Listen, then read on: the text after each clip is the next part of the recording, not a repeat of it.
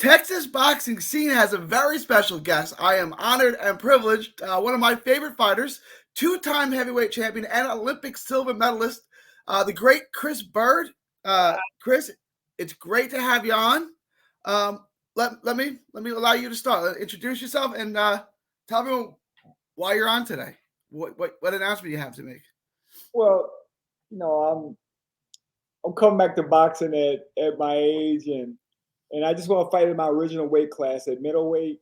I didn't get a chance to do that as a professional boxer after the '92 Olympics. I didn't get signed by anybody, so I literally got forgotten about. Like months went by, nobody contacted me, nobody nothing. I'm like, I won a silver medal in the Olympics, and I had depression. I'm cutting grass literally with my brother, and and I'm just thinking I'm going to heavyweight. If they want me at this weight class, I'm gonna go to heavyweight. I didn't know how I was gonna fight. I didn't know. I just thought heavyweight. So I started trashing my body with food. I said I'm gonna go to heavyweight. It was a joke to a lot of people, but as soon as we got, started boxing and we met a guy named Dave Lesage in my hometown of Flint, Michigan. He owned a laminating business. He knew nothing, zero about boxing, but my brother Patrick went and met with him, and he said he almost made the Olympics in '92 also. And Dave Sage told my brother, he said, I don't have much money, but I have a venue. And it was a nightclub, 250 people, and I started my career there. That's unbelievable. I didn't know. I figured you went pro as heavyweight purely as a financial thing, right? Like, okay, heavyweights make more money than. I didn't realize as an Olympics that was the Oscar de la Hoya, Barcelona. Yes. So you were there in Barcelona with the original Dream Team, Jordan, Barkley, you and all those guys. I didn't realize that no one signed you. That's incredible. Silver medalist in the middleweight division, and I want to ask you about that first. First, Chris Byrd is making his comeback. He's in the Lone Star State now. He's in San Antonio. Yes. In those Olympic trials, you beat a friend of the program, a fellow Texan, Derek James, who now trains Errol Spence and Little Charlo. Talk to us about that. Do you remember James, and what was that fight like when you beat Derek James in the Olympic qualifying round? And it was the first round, I believe.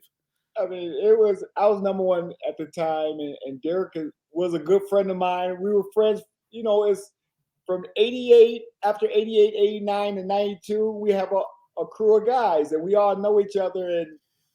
And unfortunately, we followed each other weight classes, and we had to fight each other. It was Derek was a really good fighter. I mean, really good, and I beat him in the first round, but in a great fight, it wasn't like I dominated. It was a good fight back and forth, and I won, and I won the Olympic trials and went on to the Olympics. And Derek, he had a great career.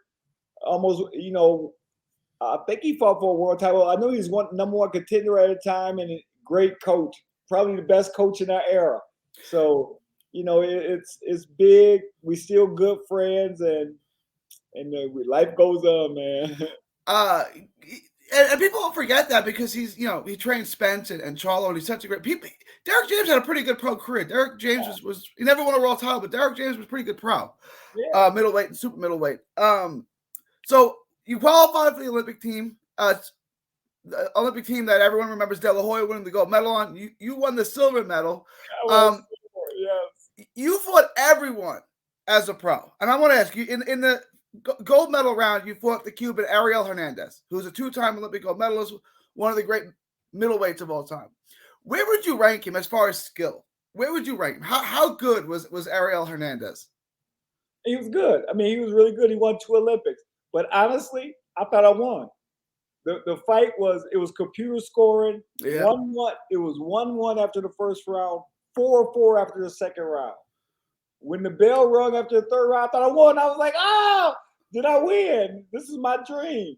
I looked at my brother who passed away, my close brother, Vernon Forrest. The look on his face said everything. I looked at him, and he turned away from me like, you didn't get it. I'm like, you gotta be kidding. I thought I won. Ariel probably thought he won too. It was that close. and I lose 12-7. It was 1-1 after the first, 4-4 after the second. I lose 12-7. That crushed me more than anything because up until that point, I fought 4 fights, and I think out of 4 fights, they only scored 16 points on me out of 4 boxers. So I was having a defensive clinic. I wowed the crowd at the Olympics. They were like, man, people were coming to the arena just to see me. They're like, you got to see this kid fight. And then I lose in the finals. Cuba had a great strategy, but still I thought it won. One of the kind of prevailing storylines was that the 2 best fighters in the Olympics happened to be in the same weight class, and only one of them was going to be able to get the gold medal. And you're right. I mean, the fight was incredibly close. You went pro. Hernandez stayed as an amateur and won a gold again in '96 in the same weight class, I think. Right, still in the middleweight division. Same weight class. Shy Wales in '96. So you take the silver medal, and now I didn't realize this because you turned pro the next year, right? I mean, you didn't have but no one signed you, which is unbelievable. Obviously that took a toll on you. I was going to ask you why you decided to turn. You took fights at, you built your way up, right? You turned pro at about 170 pounds, and you fought at 190, and then you built your way up into a heavyweight. But you kind of answered that question. So just kind of walk us through that. You turn pro, you're probably 170 pounds soaking wet. How did you build yourself? How did you transform yourself into a full-size heavyweight? Well, the whole transformation, my first 2 fights, I didn't get paid. I've weighed 169, I think, my first fight. I didn't cut weight. I really was going to fight 154. I mean, we were depressed, me and my brother Patrick. And I win, my first fight. Second fight, I didn't get paid. Nobody come to the fight. And between that time, I got forgotten about, period. No promoters, no managers, nobody wanted me. And I'm thinking, I'm sitting here like, what's going on? So I had depression. I started trashing my body, went to heavyweight. Fought at first 193. I fought at 1 cruiserweight, I guess. No, it was heavyweight because heavyweight was cruiserweight was 190. 190. So I fought that fight, and then from there, I just kept fighting that heavyweight, getting a little bit bigger. And next thing you know, I'm a full-blown heavyweight. But people took it as a joke at first. Took it as a seriously, this is a joke. I was a skinny middleweight, like I'm same height, 165 pounds, really skinny. So, and then I said, man, when you're desperate, when this is your life and what you really want, I'm going for it. And I just built a mentality more than anything that nobody can beat me. That's how I felt. And you knew there was I remember watching you Tuesday night fights. I remember watching a lot of your career early on and thinking, wow, this is a heavyweight with middleweight skills. And it's because he was a middleweight, right? I mean, obviously you were, especially, early on, you were undersized. Most of the guys you were fighting were bigger than you. But did you think with your speed and your natural skills that kind of gave you somewhat of an advantage over these big, like you fought guys like Burt Cooper, right?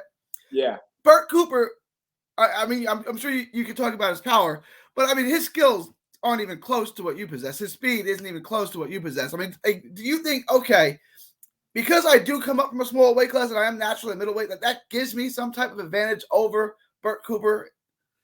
Yeah, it gives me some type of advantage. I hear you. Yeah. But the heavyweight division, honestly, it's a power game. It's a power game. I mean, that one punch is for real. And this is no joke. You come in not having that much skill, you can fight 12 rounds, but that one punch land, it's like, oh my goodness. And the size difference, and people say, well, these guys they're much slower. No, yeah, you could be much slower, but you got a 6-7 inch reach advantage, which is getting there faster. So what's really faster? What do you really want? The speed or the long reach advantage to keep me at bay like a Vladimir Klitschko? Yeah. It's a hard fight, and these guys are super big and muscular and strong. So it was tough. I had advantage in ways, but it was my mind. My mind is how bad do you want it? I wanted this so bad, just like I want on my comeback. I want it that bad. I want to be middleweight champion. I want to do the impossible. I mean, like I said, the being undersized, you beat guys like David Tua is another guy you beat, who was one of the biggest hitters ever, right? So I mean, it was your skills carried you to being a 2-time heavyweight champion. Yeah. We'll talk about the first one, Vitaly Klitschko. Talk about that and the culmination and walk us through winning your first heavyweight title against Vitaly Klitschko. Fighting Vitaly Klitschko, it was 10 days notice. Got 10 days. They called me, do you want to fight? I'm like, I don't turn down fights. Yes, nobody don't want to fight me anyway, and I can't believe he want to fight me. Boom. Next thing you know, I'm in Germany. It's a whirlwind because I get there and the crowds are crazy. People are excited. I'm like, man, but I never realized how big he was. I never seen him fight. He was 27-0 with 27 knockouts. 27-0. Fighting the smallest heavyweight up in the upper class in this whole division. Small. So what do people think? He gonna get killed. They laughed at me when I got in the ring. The crowd literally laughed. When we got to the middle of the ring, everybody laughing. I'm like, okay. If you give me 4 rounds, if I get past 4 rounds, I'm in this fight. And sure enough, after the 4th round, I'm hearing them saying Chris Byrd. And when he quit in the 9th round, and nobody give me credit for anything in that fight, they just said, oh, he, messed his shoulder up. How did I get to the 10th round? Yeah. I mean, he knocked out everybody. I'm the smallest heavyweight with the least power. And it was crazy because I came from a nightclub, man. I came from a nightclub. I'm an Olympic silver medalist. And after I won, I was like, you gotta be kidding. I came from a nightclub. In the ring, I'm thinking that. This is where I came from. So you can do anything in your career.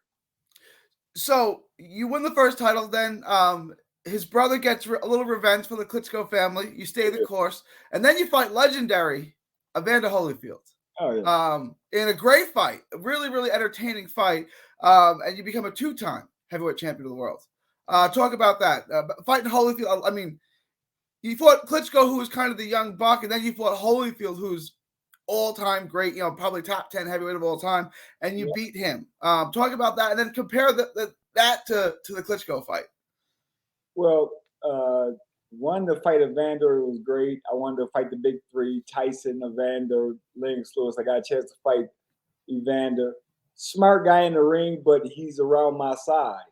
And I always feel none of these guys can beat me if they're around my size. And he was a little bit older at the time, but I was a little bit older too. I wasn't in my prime. So, and he had just beat a Sim Rockman. So it was just a great accomplishment of beating him. But the comparison to Klitschko younger, 6'7", 245 pounds, Olympic gold medalist. It's a tough matchup when you compare the two against me. Very tough with Klitschko. The other thing I wanted to ask you about was when you fought as a heavyweight, especially at that time, you also had James Toney, who was a middleweight, a great middleweight, not from Detroit, not from Michigan, just like you. That was a fight that fans always wanted to see. At least I did, and a lot of other people wanted to see you fight Toney as a heavyweight. Do you regret that? I mean, do you regret never being able to fight James Toney at middleweight or heavyweight? And how would that fight have gone back in early 2000s? Oh, it'd have been a great fight, but I'm winning. He's not gonna beat me. He's a great fighter, but he's not gonna beat me. I honestly, when I get asked, well, you had Roy Jones right there, you had James Toney, 2 great Hall of Famers, great fighters, but at the same time, I turn nobody down. I'm going to fight Klitschko on 10 days notice. 249, 47 pounds. I weigh 208. And I'm going to turn down these little guys? Really? I fight Ibayabuchi, David Tua, but I'm going to turn down James Toney. No, it don't go like that. And I always get criticized for that, but it's not like that. I'll fight anybody. Your legacy. I don't know if you keep up with how you're viewed. Your legacy has you as. I mean, you fought everyone. Like I said, from Bert Cooper to Povetkin and everyone in between, right? Jimmy Thunder, you fought on the way up, and I mean, you talked about the size of Klitschko. You fought Jimmy Thunder. That guy was huge. You fought Holyfield. You fought Andrew Gallant. I mean, your legacy is that you fought everyone, right? That. I tried to fight everybody out there. Every heavyweight I wanted to fight. You literally can't make everyone fight you, but you look Ibayabuchi. Talk about Ibayabuchi. How good was he? Because he was, I mean, tragically, what happened with him. But I mean, he was kind of fast tracked to be one of the next greats. How good was Ibayabuchi? He'd have been, he'd have been a great fighter. I mean, but going against Klitschko, Yeah. that's the hardest test in the division, honestly. I mean, for me, I'm sorry to cut you off. For me, I'm a small guy. If any heavyweight I fought caught me like he caught me, I'm going down. I mean, it's just the heavyweight division. Absolutely. Now you had a great career, 2-time heavyweight champion of the world. I mean, that is rare air. So you had a great career as a heavyweight. Do you think it would have gone differently, or if you would have fought it naturally? You said you could have made 54. At 54, you had Terry Norris at the time, right? You had Raul Marquez, Keith Mullins. You had some names like that. And at 60, you had James Toney, Roy Jones Jr. If you would have fought at your natural weight, do you ever play what if? Like, how would my career have unfolded if I stayed at my more natural size? I followed, when I was a heavyweight, I followed all those guys more than I followed the heavyweights. I mean, I'm looking at that weight class the whole time. Looking, and in my mind, I could beat him. I know I could beat that guy. I could beat this guy. Oh, man, I would have had great fights. And that's how I thought. I won Olympic silver medal. So you look at all the Olympic silver medalists since my Olympics, or even in history, just look at their accomplishments and what they did in their weight class, original weight class. So I think I would have had the same thing, the same outcome. Great career, Hall of Famer for sure. That's what, yeah. Obviously, I mean, you're a 2-time heavyweight champion and Olympic silver medalist. I mean, do you think you got overlooked for the Hall of Fame? Do you think, like, I mean, they should have considered me a lot more than they did. 2-time heavyweight champion and an Olympic silver medalist that's nothing to, that's nothing to sneeze at. That is quite the accomplishment. That's quite a career. But yeah, I think so. The Hall of Fame stuff, definitely. I think I should be in the Hall of Fame just because I got avoided so much. When you have a whole list of heavyweights that don't want to fight you, and you're the smallest guy in the division, what does that say? They don't want to fight you. They're avoiding you. Yeah. I'm a middleweight, but everybody's avoiding, and have an excuse, and he's not worth this, and then the commentators are, because the heavyweight division is a power game. I didn't have the power to make that kind of name for myself. I tried, but it's like Ali in the Mike Tyson era. It doesn't work. I mean, it worked to a degree. I mean, you're 2-time heavyweight champion of the world, so you had a lot of success. Yeah, but the publicity that comes behind it, you want that. You want to be the I want to be number one. I want to be the best. I want people to know that guy is the best. So it didn't work out like that, but it's all good. So we fast forward. Your last fight is 2009. You win. You walk away. I guess you're about 40 years old at the time. Close to 40, around 40. Yeah, I was 38 at the time. 38. And so now you haven't fought. That's 13 years. Yeah. Your name, Chris Byrd, is so synonymous with where you're from, Flint, Michigan, right? Like, I remember when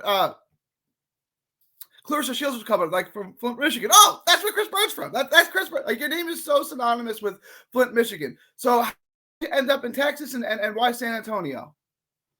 Oh, I was in Salinas, California, and a friend of mine here said, "No, why don't you come down to San Antonio and just stay with me, man? And you can start, boxing and training here and doing stuff." A friend of mine named Paul Newtall, and I'm thinking, I don't know. I really, I don't want to leave. California is great.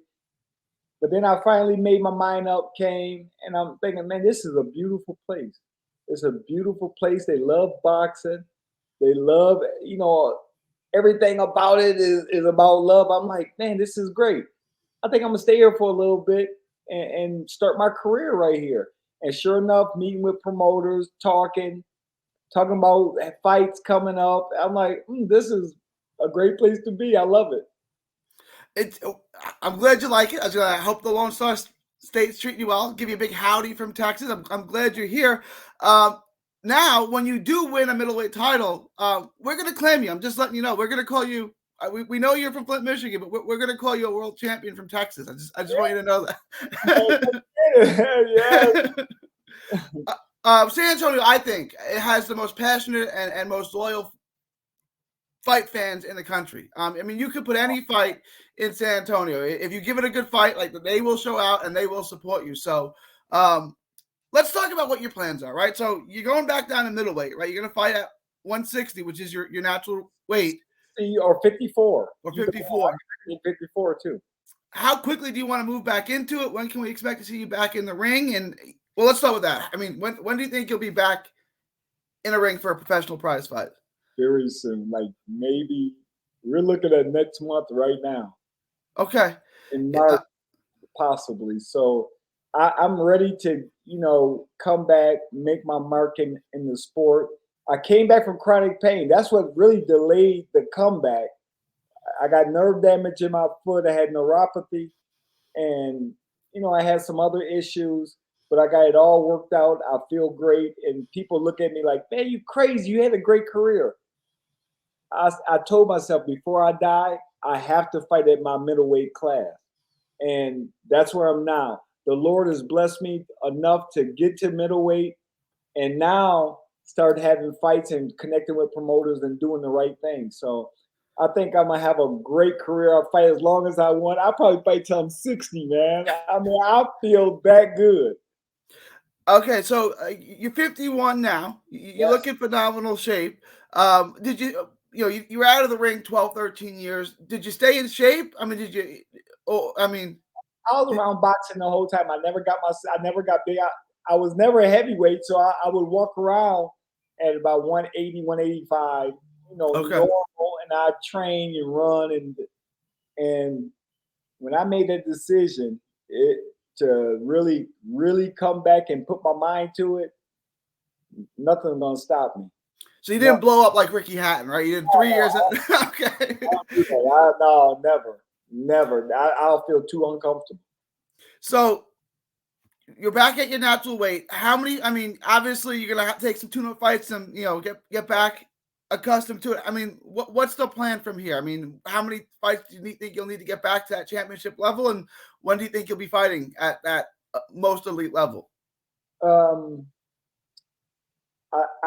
honestly, by the end of this year, elite level. Okay. Fight a few times. Fight March. Fight, May. Fight every other month. Because the skills are there.